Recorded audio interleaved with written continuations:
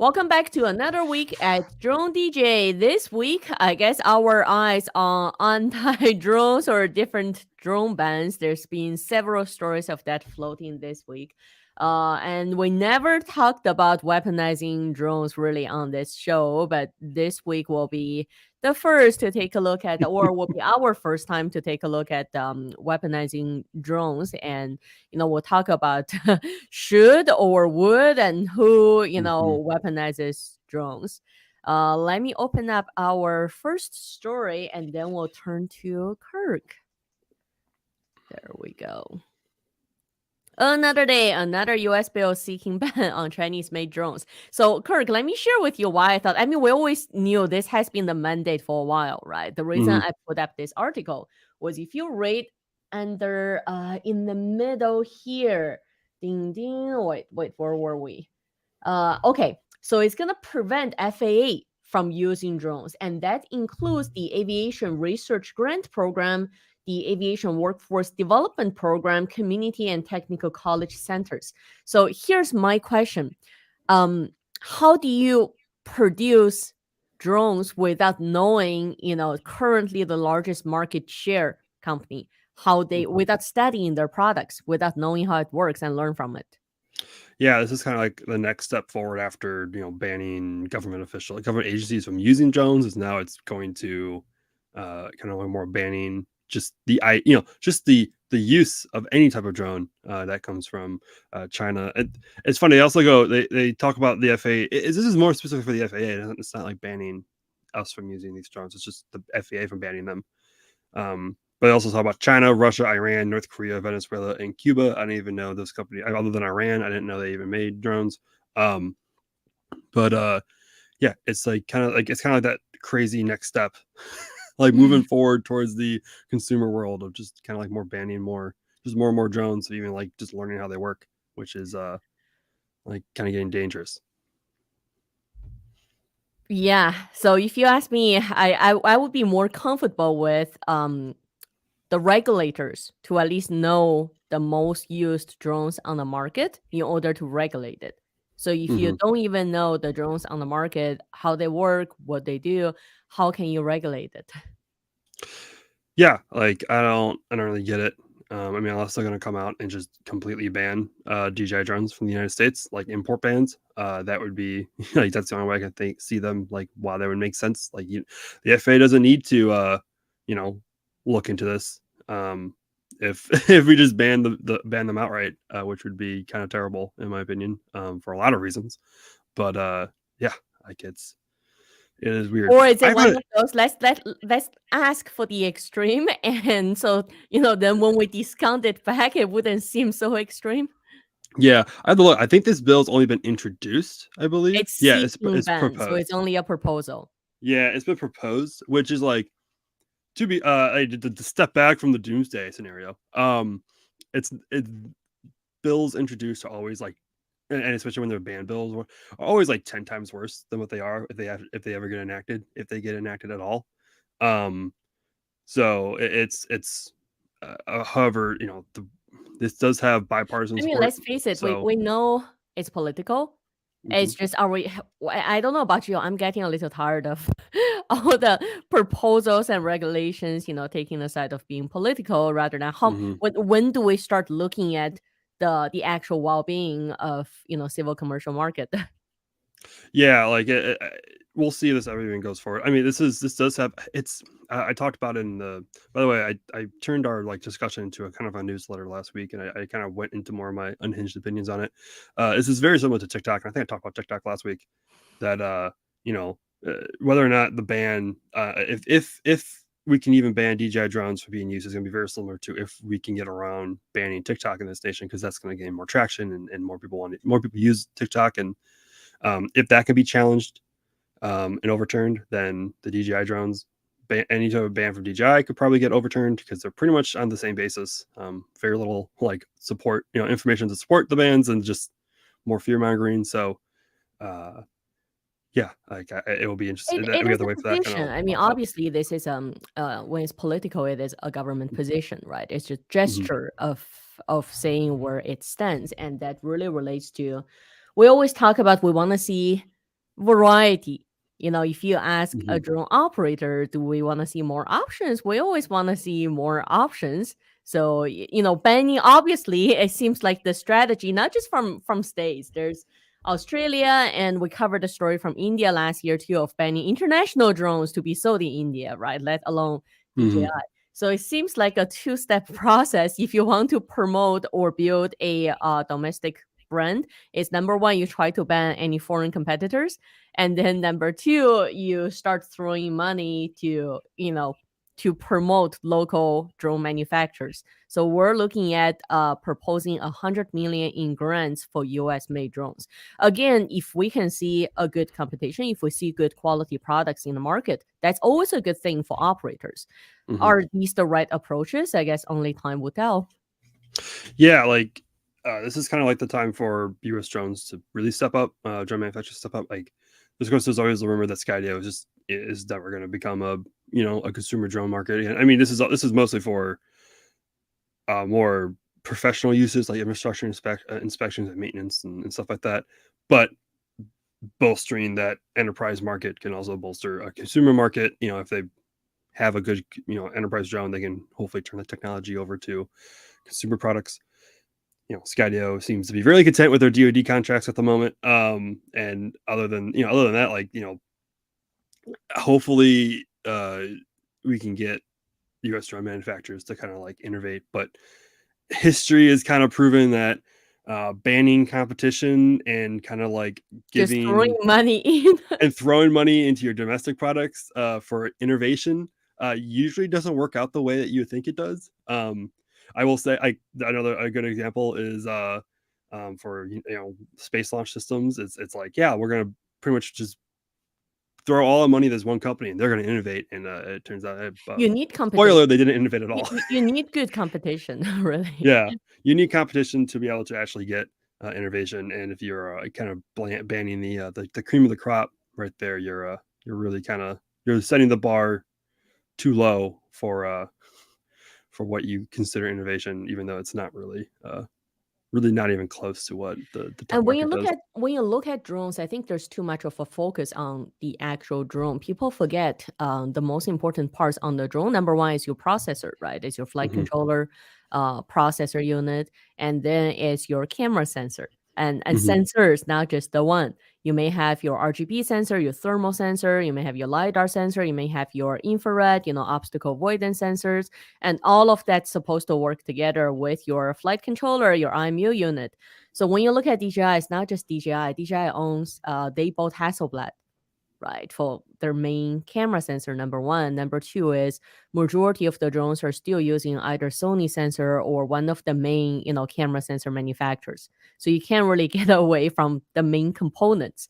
So how much of a drone is really a drone to make the system all work together?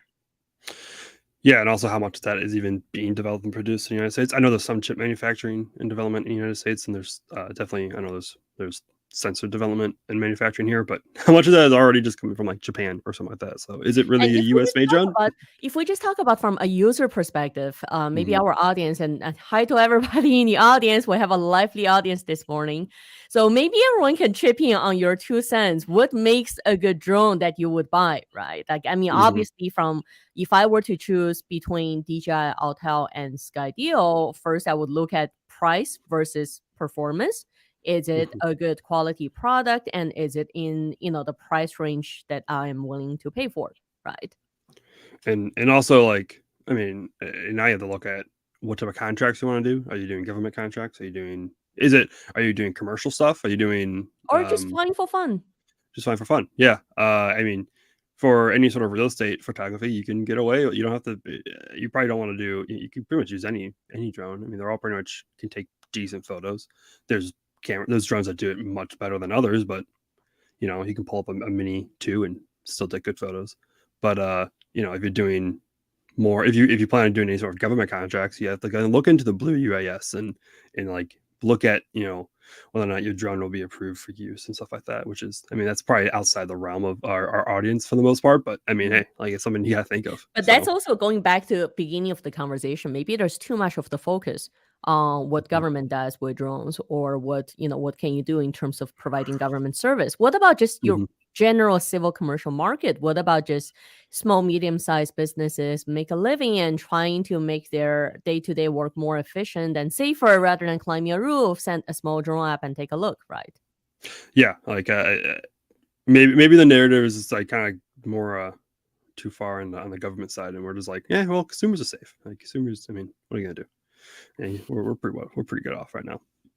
I do find it interesting though that ban, that other the previous article we talked about with the ban on the FAA stuff. At the end, there's like a little like weird like she put like a little kind of funny not really funny but interesting note about Autel drones with the U.S. Capitol Police.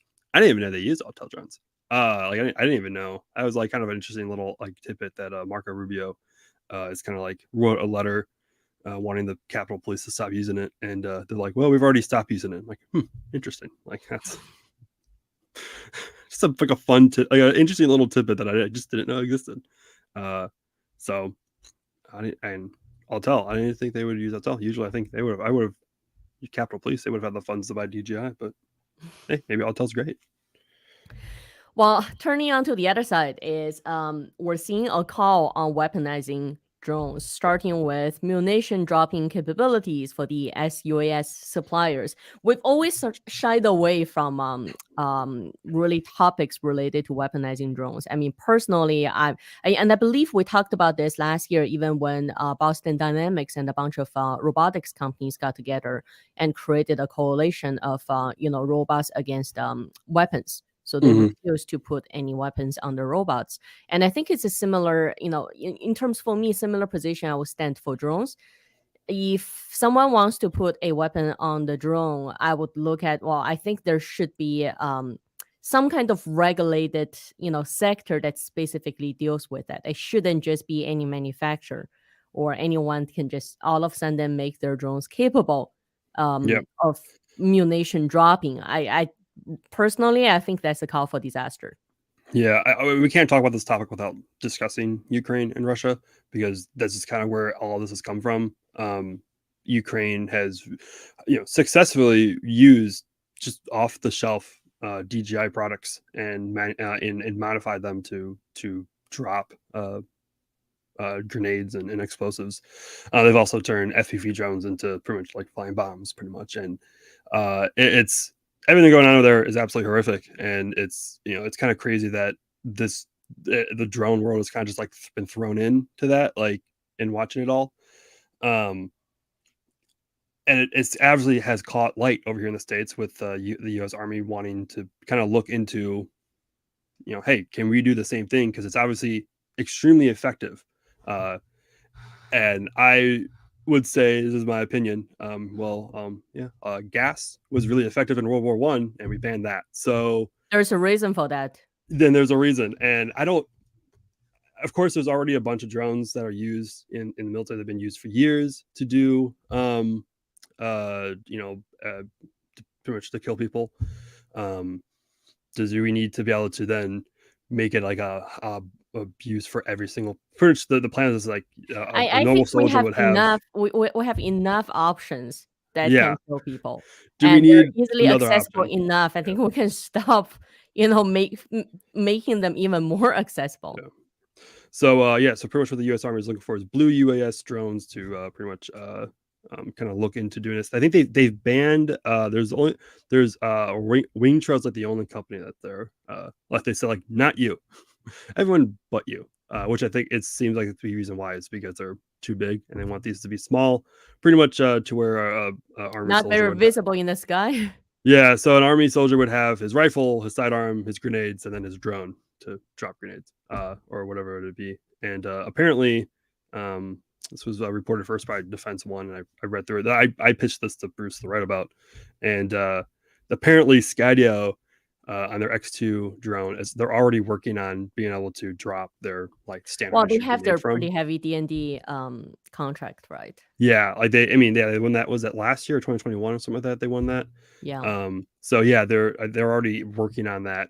So now they're looking at apparently this specific asking is something more powerful than their standard issue grenade, which is interesting. Yeah. So this is the world now. Well, Or you something can that we share your thought 2 would cents be with us. Do you wanna see your drone be on the list as one of the capable ones of dropping munition? I know I well. certainly wouldn't. Well, technically, I mean, we look at Ukraine. I mean, they've used Mavic 3s, Airs, I Mavic know, but you know 2s. what? I also find taking a situation in a war zone and apply that in, a country that's not in a war zone or conflict zone, it's Yeah. also taking things out of context. It's also like you look at the Ukraine military versus the United States military is like very, very drastic. Like they're kind of like they have to be scrappy over there in Ukraine to be able to just to do what they're doing, to kind of defend their country. So um, does the U.S. need to be that scrappy when it comes to that? Maybe not. But also, yeah, look at it another way is, well, probably every other nation is like, is the U.S. alone in this? Probably not. Like, are every other country is probably looking at doing the exact same thing. So, is it going to? I We and don't do I we? I don't know, I wouldn't go out to the public to be that open to say we're asking suppliers to create munition dropping There's a drones. weird game that the DoD plays where they want some things to be secret because they don't want if they're working on something they know that no like other people aren't working on, then they really want to be secret about it.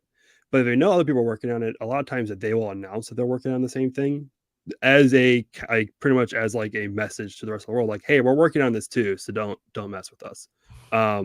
Like we are equal at this point. Like it's kind of this weird game that like to us it just looks like a weird little press release, but like it's not really meant for us. It's probably meant for like the counterintelligence officer in China or Iran or whatever, to see and be like, oh hey, like remember the whole project we were secretly working on? US does the same thing, so we didn't one up them. But it's a weird game that the government kind of plays with what they release and what they don't release when it comes to arms development. So like they didn't need to have a whole event for their new stealth bomber, but they did because they want to show it off to the world. That they Right. have this new stealth bomber. But yeah, so Moving on, noise level. Have you ever thought about noise level on the drones and what would be acceptable to you? I've I'm happy we're moving on to like a less serious topic. Uh it always thinks everything about the noise level when I'm taking off, and then after I'm flying, I'm like, oh, I don't care anymore, because every time I take off, I get like that like nerves, like, oh god, someone's gonna yell at me for flying a drone, like someone's gonna yell at me because it's super loud right now, and then you go up to 100 feet, like, oh, never mind, it's fine. I often thought about who's gonna come out and start talking about noise levels on the drone, and apparently the first one came out from Europe, the European Union Aviation Safety Agency. I thought this was interesting. I mean, personally, I remember when we were flying the big filming drones, and you can hear it from miles away. It doesn't matter Yeah, if you're in the city or if you're in the middle of nowhere, and it's always an eye catcher. Like everyone's turning their heads looking at it. I yeah. didn't like that attention much, especially when you're trying to work with street closures, highway closures, and all of that. And last year when I remember when I sent Mini 3 up just about like even just 30 meters above a regular street, you couldn't hear it. Hmm. Like if Yeah, I went and sat in my car to look at it when I'm flying, then no one knew who was flying, and you can't hear it. You don't even know there was a drone up. Mavic 3 is another one that's like it weirdly gets really quiet as you go away, like that was like different where like it is super loud when you like it you take off, and then as you just fly away, you're just like, oh, it just melds in with like the background noise pretty much. Like you can kind of hear like a little bit of a humming or a little bit of a buzzing, It but wasn't the like intruding noise. Like it wasn't. if you Yeah. compare either Mavic 3 or Mini 3 that, 3 lineup with Hmm. Avata, it's a huge difference. Avata is a really high pitch frequency. You can hear it Yeah. from, far away when it's buzzing through. But your typical, yeah, Mavic 3, Mavic 3 Pro, Mini 3, Mini 3 Pro, it dulls the frequency, like the sound isn't as intruding. No, it isn't. Like it's definitely it's just like that background noise that like you kind of just. I mean, you could just mistake for having a humming in your ear, and it's you, not you're the problem, not the world. But or it just can sound like a bee, maybe like kind of buzzing around, which I don't know if that's helpful to people walking around that they think there's a bee following them. But also, yeah, like I'm not surprised ESA has been the one to kind of take this on. Like Europe has been really on point with like their regulations for everything tech to like kind of like bring out new ones, and whether it's monopolies and general tech area or something like that. So I wouldn't a natural like sound regulation probably wouldn't be the worst idea, especially for those larger drones. Being like, hey, like if you're gonna fly a drone this size, you have to like do some sort of stuff with it to kind of like notify people, or at least like fly far enough away from certain areas. It might suck for film crews, but I mean, hey, I'm sure you can find ways. I'm sure film crews can find ways to get to do whatever. And also, this is ESA's. I don't know. It won't. I mean, it won't really probably affect the United States and Canada, although it might. Maybe it Well, might change. they set the precedence, you know. Yeah, it sets a Something precedence, should and be maybe something like to look into for sure. yeah, I had a manufacturer ask me about meeting government specifications. At least in Canada, if mhm. you want to fly near airport, basically in controlled airspace, you have to self-declare your drone meet all the requirements. I wonder at some point if noise level would be added in there, right, as a requirement. Can't see that. Well, maybe not at airport, but like maybe elsewise. Yeah. Um. Depending on where they fly, right? I think if you've Yeah. actually, you know what, it should be the other way around. Because if you fly in quiet areas like countryside, maybe you don't want the drone to be too loud, and especially certain hours. Yeah. I wonder if bylaw would come in to play at that point. Let's say if I want to fly a really loud drone in the middle of the night, in a quiet neighborhood, would there be bylaws Yeah. about noise control? Yeah, because there is. I mean, there are no. You can file noise complaints in the city. Like and there are like my city has a noise ordinance. I don't know if that pertains to just all noises, or noises coming from like inside a building. I worked at a bar and we got noise complaints all the time. But so that I know that's the reason why I know it. But I don't know I if think that. if you live on the same block as where a bar is, there's certain expectations of noise. Oh, we can go. We don't need to talk about this. We can go so far into that. But it's whether or not like that kind of goes to like a drone. It makes sense. Like if I want to go to a neighborhood and I'm doing real estate photography for a house that's for sale, do I need to what sort of obligations do I have for noise? I mean, of course, you would want to maybe notify neighbors of like, hey, I'm flying a drone. Like this is happening. Like is this included with that? Or like, hey, it might be, here's what the average sound decibel is at like, 50 feet or 100 feet. Just so you know that it's going to be loud, it's happening, and I'll only be like a couple hours. Is that what maybe like needs to happen? Which is I think not a huge ask. during daylight, maybe not as much, but if it's During at yeah, night, I mean during like workday hours, like if it's not, I mean the only difference like summer you'll have kids, you'll have like people at home, more people are working from home too, so workday hours might not be as um prevalent as they were before COVID. Since before COVID, you had a bunch of people going to the office, they were leaving their house, so the houses were either empty or you know didn't really matter. It's just maybe it was just like just a stay-at-home wife who didn't really care if there was like a loud noise for a couple hours. But now if like you have both people working from home and they have meetings and they gotta like, hey, like this is happening. So maybe because I remember when I started working from home, my last job, I had to like, hey, the gardeners come on this day between these 2 hours. So can we not have meetings because you can't hear me? So that might be like something like to throw in that like, yeah, people work from home now, so during a work day, you can't really get away with. different expectations for noise now. Yeah, there is. So I don't know, it'd be interesting to see what comes out of this. Like this is like a little interesting kind of, hey, interesting regulations. I like these regulations. These regulations are fun. We not talk we don't need drone ban regulations. We need noise regulations because that's fun. So these ones, just to clarify, these ones are actually guidelines instead Yeah. of regulations. And there's a link specifically to the guidelines. There's actually noise measurements guidelines for drones lighter than 600 kilograms. That's a pretty hefty weight there, I'd say. That's a bit, yeah. So were they trying to also like include, well, I don't know how heavy or yeah, it's gotta be get to like air taxi, right? Easily. So So we shall see.